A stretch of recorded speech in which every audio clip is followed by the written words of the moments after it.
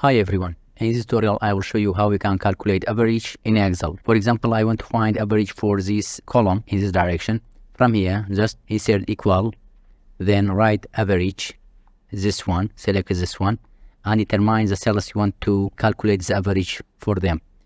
I want to calculate average for these cells. Just click enter. We will get average, which is 68.95. Click this cell. Then come to the corner of the cell. When you see the plus sign color, change it to black, right click and drag it. Directly it calculates the average for the other cells. For example, I want to calculate average in this direction this time. Just from here, insert equal sign, write average. Directly you will get this formula, average. Double click, select these cells you want to calculate average for them. Just enter. That's my average.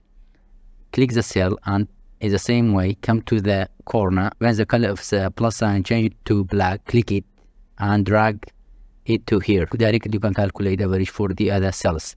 That's all. I can be helpful. Have a nice time.